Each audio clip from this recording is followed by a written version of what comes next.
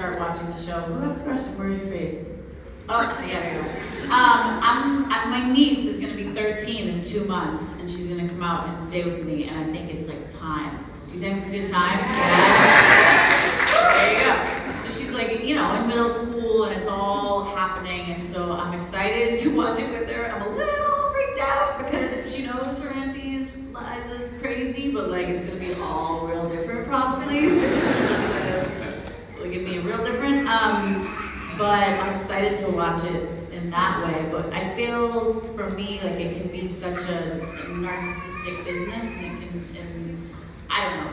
Some people say, especially for women, other people say, no, it's the same for guys. And some of the guys I've met are definitely more insane about the way they look than women. But I just, if I watch myself, I start focusing on like the wrong, you know what I mean? I start going like, even subconsciously things get in my head, and I don't want to be thinking about that. I want to be honest, and I want to be pure, and I don't want to be thinking about, you know.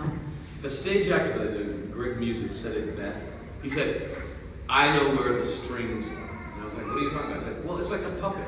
I'm the puppet master, and like when you're watching a good puppet show, you forget about the strings, but I know where the strings are being pulled, and I can watch myself pulling the strings on the performance, and so I can't fool myself, and it all looks fake.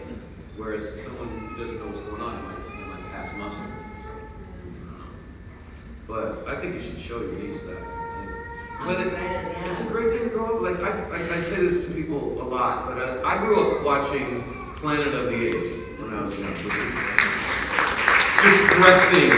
It's horrible to watch because it's really good, but the theme of it is give up, right? Because whatever you build, whatever you accomplish, will be taken away by the ape invasion, right? So it's very depressing. It's like take that into your skin, right? But Buffy says exactly the opposite. It says the world is not perfect, it's painful, but don't give up. And I think that's just a really useful thing, especially in the people. Yeah. And I will say that spread the disease. It's coming right on the heels too of like we were in my kitchen the other day, and she apparently is obsessed with Once Upon a Time show. So she's telling me that, I'm like, really? I was like, yeah, that's so cool. I'm not as familiar with it. And she's like, oh, yeah, let me tell you what it's about. She tells me, yeah. Let me tell you what it's about. So she starts to, and I was like, yeah. I was like, I actually read the first script. And she's like, why'd you read the first script? Well, they sent it to me when it was a pilot, and she was like, you were like, what, to be on it? And I said, yeah, they did. And it happens all the time. And I will admit, I said, she said, well, what happened? And I said, well, I thought it was a little far-fetched. So I told my agent I didn't want to in on it. And she looked at me like I was stupid, and she was like, wow, strong choice, Auntie. All